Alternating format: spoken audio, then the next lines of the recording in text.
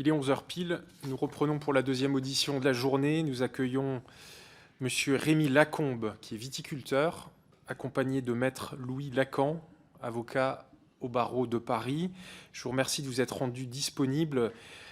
L'initiative de cette audition revient au rapporteur qui a souhaité que notre commission se penche sur un jugement rendu par le tribunal de commerce de Bordeaux le 22 février dernier, donc c'est très récent, et qui a eu un certain écho également dans la presse nationale. Par ce jugement, le tribunal a condamné 2 négociants sur le fondement de l'article L 442-7 du Code de commerce pour avoir acheté du vin à des prix abusivement bas. Je cite, « Il s'agit, d'après les juristes, d'une première ».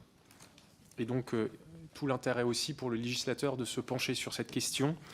L'affaire est désormais en appel et la loi interdit bien entendu à notre commission d'interférer de quelque manière que ce soit avec la procédure en cours. Et donc, j'invite l'ensemble des collègues qui s'exprimeront sur le sujet, enfin pour moi, il ne semble que 2, voire 3, à faire aussi usage d'un certain nombre de précautions dans les questions et les avis qui peuvent être portés sur, sur le sujet en cours.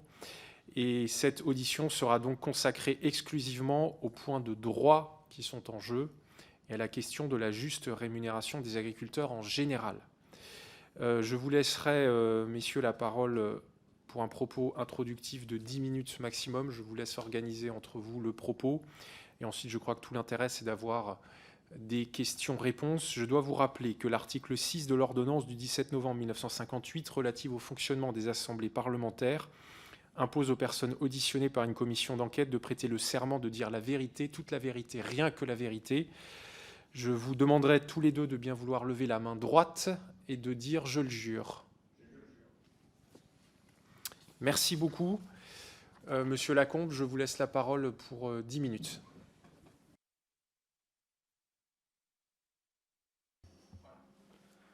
Bonjour, je suis très heureux d'être ici. Merci de nous recevoir. Je me propose en tout début de cette séance de vous expliquer comment ça se passe quand on vend du vin, ou plus exactement quand on souhaite nous l'acheter. Le premier contact est celui d'un courtier qui généralement vous dit « j'ai une demande de 500 hectos à 1200 €. On ne vous demande pas si ça vous plaît, si ça ne vous plaît pas. C'est ainsi, vous dites oui, vous dites non. Si vous dites non, on en appelle d'autres. Et si vous dites oui, on en appelle aussi d'autres pour organiser une dégustation comparative de vos produits. Dans tous les cas, c'est urgent. On passe cet après-midi ou on passe demain matin, ramasser 3 bouteilles de ce que vous avez à vendre. J'ai un texto qui m'est venu hier dans le train. Château Létrieux 2021, point d'interrogation, 500 hectos à 1200, point d'interrogation. Si oui, il va me falloir des échantillons. Voilà. 3 bouteilles, on goûte, on les emporte. En général, celui qui vient n'est pas courtier, il est coursier. C'est un véhicule qui porte des échantillons, comme il porterait des pots de fleurs. On goûte. Et si vous êtes sélectionné, c'est parfait. Vous recevez un bordereau à signer avec date d'enlèvement au plus tard le tel jour. Ensuite, le courtier l'enregistre seul au CIVB, sans le négociant, sans le viticulteur. Vous avez signé. Et dans la chronologie exacte, une fois que c'est enregistré, vous recevez le cahier des charges du négociant qui vous a acheté les vins, qui est en général très fourni. Et vous y trouvez des conditions qui vous tordent un peu, surtout compte tenu du prix. Et on vous dit, vous acceptez ou on annule. Tout le monde le signe.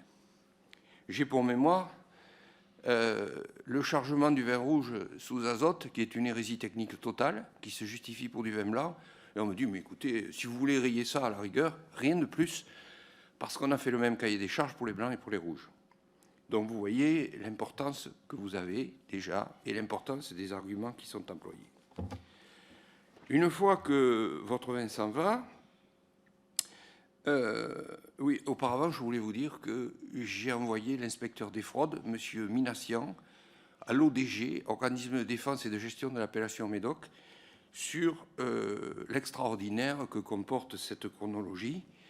Je l'ai envoyé de façon non anonyme, en disant « Je viens de la part de M. Lacombe parce qu'il s'est passé ça ». On m'avait bien écrit « Votre contrat est sous surveillance au CIVB, soyez tranquille, on n'annulera pas l'affaire ». Et j'ai reçu 4 jours après, votre affaire est annulée. Ensuite, vous chargez votre camion, votre vin s'en va. Je rappelle que ce vin peut être un château, mis en bouteille, où bon semble à celui qui l'achète. La seule chose qui le limite, c'est de ne pas pouvoir écrire « mis en bouteille au château ». S'il le met en bouteille, fût-ce-t-il en Belgique ou ailleurs dans le monde qui est très grand. Une fois que votre camion est parti, la traite à 60 jours de l'enlèvement ne vous est jamais donnée à l'enlèvement, sauf exception. J'ai vécu ces exceptions, j'ai prêté serment, soyons clairs, j'ai vécu des exceptions, mais la règle générale est que vous la demandez très longtemps, voire un mois si elle est à 60 jours. Pourtant, les frais d'escompte sont à vous, le vin est parti, il est droit de goût, loyal et marchand. Et quand vous dites « mais pourquoi ne dématérialise-t-on pas les traites ?»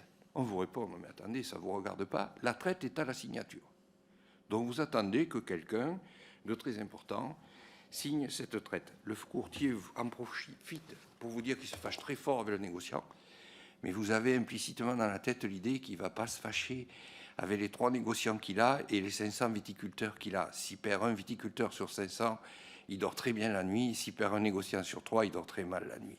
Donc il vous dit qu'il se fâche, mais il ne se fâche pas du tout. Entre-temps, votre vin peut, par exemple, avoir été présenté à un concours alors que vous ne le savez pas. L'acheteur a tout à fait le droit, d'ailleurs il y a des colonnes présentées par la propriété, présentées par un acheteur. Donc vous vous retrouvez médaille d'or. Je ne veux pas insister dans quelles conditions parce que je serai médisant, je veux rester factuel. Donc vous ne le savez pas. Voilà. C'est une question de valeur ajoutée qui de toute façon n'est pas pour vous. On ne vous connaît pas d'ailleurs. Le négociant ne vous connaît pas, il ne vous a jamais vu. C'est une règle générale. Vous êtes un fournisseur de vin qui passe dans un tuyau. Point. Sur lequel on colle une étiquette château, enfin une mention château qui est dans le document d'accompagnement du camion et ça s'en va. Ce qui est absolument extraordinaire, c'est que vous vendiez 173 hecto,20 ou 271 hecto,4, ça rentre toujours dans le camion, ce que je comprends, mais le négociant a le choix de le mettre en bouteille 3 mois après. Donc on se demande comment il a les volumes, parce que le vin, si vous le laissez ouvert, ça devient du vinaigre. On se demande fortement comment il a le volume exact de vos 271 hecto,32. C'est un mystère que je n'ai jamais trouvé. Voilà. Et entre-temps, vous pouvez recevoir une mention qui vous dit « Auriez-vous des photos de la propriété ?» Il faut traduire. On est en train de faire une étiquette et on confond photo de votre propriété avec copyright de l'étiquette. Parce qu'on se comporte quand même très fortement comme si on vous avait acheté la propriété. Vous n'avez rien à dire. D'ailleurs, on est très surpris quand vous posez la question ou quand vous employez des mots étrangers comme copyright. Aucune idée de... Vous passez vraiment pour un zombie qui vient dans notre monde. Donc, si c'est un château, vous avez un bouchon inconnu. Que ce soit mis au château ou pas, les 2 options existent. Monsieur de Fournas connaît très bien le sujet, ça s'appelle le rendu mise. Le négociant vient, histoire de capter de la valeur ajoutée, chez vous avec ses bouteilles, avec ses bouchons, mettre votre vin, que j'appelle 2 tuyaux, dans ces bouteilles. Voilà, donc les bouteilles, c'est pas vous qui les avez achetées, les bouchons non plus, et les étiquettes, vous ne les connaissez pas. Votre zone chalandise, vous la connaissez très rarement, et si elle n'est pas respectée, ben, vous n'avez rien à dire. Donc, c'est bien parce qu'on vient vous capter quand même de la valeur ajoutée, et puis derrière, vous ne savez plus quoi faire de votre château, parce que si vous ne savez pas où il va, avec ces procédés d'écrasement d'écoute et de taylorisation de la chaîne de mise en bouteille, vous vous retrouvez avec des vins, j'ai ici les photos dans mon téléphone, qui se retrouvent en tête d'affiche de grande distribution à 2,75 €. Donc, il est évident que si vous avez la maladresse de le vendre 6 € hors taxe départ, vous passez pour un voleur sur tous les gens à qui vous l'avez vendu, y compris quand on vous favorise le no-tourisme, où vous recevez des gens chez vous, qui dorment chez vous, vous beurrez les tartines le matin, ils chargent leur voiture de 3 ou 4 caisses de vin, et quand ils arrivent chez eux, avec la voiture bien écrasée après 500 km, ils ont un 4x3 de grande distribution qui leur dit que ça vaut 2,75. Ceux-là viennent plus camper chez vous l'année prochaine. Voilà. Et vous pouvez aussi avoir des notes, puisque nous avons tous un permis à points avec 12 points, vous pouvez avoir des notes à ce qu'on appelle le suivi aval de qualité. C'est-à-dire qu'on prélève votre vin dans la grande distribution et on dit, votre château, monsieur, il a eu une note sur 5 qui n'est que de 3 ou de 2, ou de 1 ou de 4, ou éventuellement de 5. Mais si jamais la note est de 2, vous perdez des points de votre autorisation de produire. Et si ça vient du bouchon qui n'est pas le vôtre, ben vous recevez, qui est pourri par exemple, vous recevez une avalanche de courriers de vos clients qui vous disent « j'ai acheté votre château ». Et les pauvres malheureux sont à 100 lieues d'imaginer que le bouchon n'est pas à vous, que vous n'avez jamais vu l'étiquette et que vous ignoriez que ça irait dans leur supermarché à eux. Il y aurait une solution simple pour éviter ces choses-là, c'est tout simplement, au lieu de faire les mises à la propriété, les mises au château, les mises par un type qui a un nom très distingué quelquefois, ce serait de faire une mise par le château. Moi, je suis très favorable à ce qu'on distribue un château comme on distribue des parfums des flacons de parfum. Et j'ai mis dans un journal que c'était très désagréable pour un parfumeur de savoir que quelqu'un pourrait mettre le parfum dans un flacon d'anti-moustique. Voilà. Alors, en face de ça, il faut savoir que les châteaux peuvent venir. Je parle essentiellement du Médoc, je ne parle pas forcément de la totalité des vins de Bordeaux, bien que 80% de ce que je dis soit valable sur l'ensemble des appellations de Bordeaux. Moi, je suis médocain, je parle du Médoc, je connais bien le Médoc, je ne connais pas parfaitement le reste. Il faut savoir qu'au coin de la rue, on a une coopérative de 1300 hectares qui fait autant de châteaux que les adhérents n'ont de nom et qui ne fait pas de marque. Si je mens, il faut dire qu'elle vient de déposer une marque qui s'appelle Simply. Elle a eu des subventions pour déposer cette marque qui s'appelle Simply, où on a une bouteille avec une crête de coq et un cœur marqué Unimédoc. L'avenir de cette marque est surtout compromis dans les zones de prix à forte valeur ajoutée, me semble-t-il. C'est une opinion qui est un parti pris. Par contre, ce qui n'est pas un parti pris, c'est qu'on a construit une coopérative, malheureusement avec des fonds publics, parce que les petites étaient trop grandes. On n'a pas construit une coopérative sous conditions suspensives de donner des aides si on fait une marque forte dans la collaboration et dans la coexistence de stratégies de prix-volume que pourrait avoir cette marque et de niche que pourraient avoir les châteaux. Un château peut venir d'une coopérative de 1300 hectares dont les outils de production sont en concurrence directe avec un viticulteur qui a 3 hectares.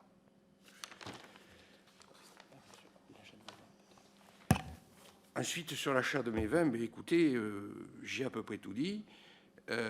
Mon avocat me souffle rester sur l'achat de vos vins. Ben, ça concerne l'achat de mes vins, ce que je vous dis, parce que voilà, l'AOC Médoc n'a pas de cahier des charges de distribution, donc chacun fait ce qu'il veut dans tous les coins. L'AOC Médoc n'a pas de marque. Il y a 2 marques très importantes à Bordeaux qui s'appellent Mouton Cadet et Baron de l'Estac.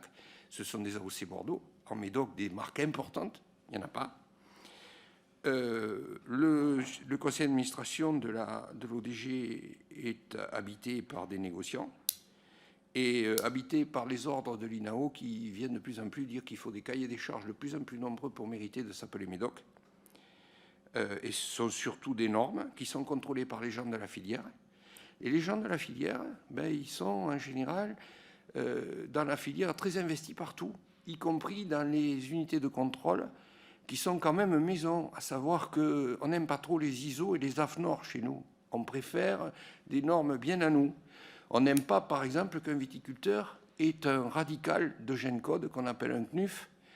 Vous voyez, 3, 76, 00, 89, 81. Ça, on n'aime pas. On ne le met pas sur les bouteilles, en général. Et à tel point qu'on a inventé une arme contre le fait que le viticulteur ne puisse pas se présenter avec son identité commerciale propre. On a inventé flash code, c'est-à-dire que celui qui va vendre le vin, qui n'a jamais vu ni le viticulteur ni la bouteille, il flash et on lui dit « Ah, mais c'est monsieur Lacombe, il est sympathique ». Enfin, des fois, il dit que je ne le suis pas, d'ailleurs. Voilà, donc les mêmes font leurs normes, les mêmes appartiennent à l'organisme de contrôle et à l'ODG, Et moi, personnellement, ça me dérange, surtout que quand on a des arguments et qu'on a fait des efforts. Par exemple, j'ai eu une époque où, malheureusement, je n'ai pas pu tenir pour raisons financières, où j'ai fait les premiers vins d'Europe zéro carbone. Donc, un intérêt particulier. J'ai été le premier qui avait une traçabilité ISO 22005 en Europe. Oh non, vous n'êtes pas HVE3 ? Écoutez, non, vous êtes un étranger. J'ai remarqué qu'à New York, on connaît beaucoup plus ISO et AFNOR qu'HVE Bordeaux. Hein. Mais bon, pas eux. Voilà. Et ensuite, bon, mais sur la façon de revendre nos vins, eh bien, écoutez, vous avez des grands crus qui proposent des bouteilles à X euros. Vous êtes peut-être mieux placé que moi à savoir à combien d'euros à un négociant. Cette affectation de grands crus, ça s'appelle une allocation. Il est bénéficiaire d'une allocation grand cru. Donc le grand cru, il a compris comment ça marche. Il vend des seconds vins de grand cru qui sont quelquefois excellentissimes, quelquefois plus moyens, mais bon, ceux-là, il faut les vendre. Après, il y a les crus bourgeois et après, il y a les vins de château. Donc on les appelle toujours vins de petits châteaux, même s'il y a 500 hectares, c'est pareil. Et puis, eh ben, voilà, on arrive à la grande distribution et on leur dit comment on va répondre à vos attentes. Eh ben, on répond à vos attentes en vous disant, je vous donne du grand cru classé. Je vous donne aussi un vin à 2,75 € du Médoc. En l'occurrence, c'était le mien plusieurs fois. Et donc, ça va faire la tête d'affiche. Vous avez du grand cru classé, puis vous avez du second vin de grand cru. Et si au milieu, vous n'avez pas grand-chose, vous pourriez peut-être prendre le mien. Voilà à peu près comment ça marche. Et donc, dans cette histoire, il n'y en a qu'un qui est, si je peux m'exprimer ainsi, dans cette honorable maison, il n'y en a qu'un qui est cocu. C'est celui qui se retrouve à 2,75 € en ayant rempli le cahier des charges de la OC Médoc. Parce que lui, il n'a pas de compensation grand cru, il n'a rien. Et il ne peut plus vendre sa marque à qui que ce soit. Voilà. Donc après, j'avais pris toute une liste de gros mots, mais ce sont des gros mots très, très courtois, sachez-le. Si vous dites que vous êtes pour la stratégie de marque et la stratégie de niche, on vous dit, mais d'où vous venez, mais c'est quoi ce discours? La stratégie tout court d'ailleurs, les 5 P, price, packing, packaging, promo, pub, pourquoi voulez-vous vous inquiéter de ça? Restez chez vous, grattez la terre. Le budget promotion, accroché à une vente en disant je voudrais essayer de maintenir un prix, mais je peux participer à la communication, on vous dit restez chez vous, occupez-vous de faire ce qu'on vous demande. Hein. Voilà, bon. Et quand vous dites l'ODG pourrait faire un cahier des charges, c'est-à-dire un accord cadre, qui pourrait dire que les gens qui remplissent toutes ces conditions pour produire ont quand même le droit d'être, je ne sais pas, clippés un peu au-dessus de ceux qui sont le plus bas possible ou qui sont collés à ces nombreuses exigences, on vous dit, mais ce n'est pas à l'ODG de vendre du vin. On ne parle pas de vendre, ils font semblant de ne pas comprendre, d'autres malheureusement ne font pas semblant. Voilà, les cotisations de CIVB sont calquées sur le volume et non sur le prix, ce qui fait que les petits vins, même s'il y a 3 niveaux d'étage, comme les prix varient de 1 à 500, les petits vins sont les plus grands contributeurs. Les traitements dématérialisés, c'est un gros mot. Le copyright est un gros mot. Je vous en ai parlé. Je vous ai à peu près tout dit sur les conditions d'achat que vous avez bien compris. J'adore.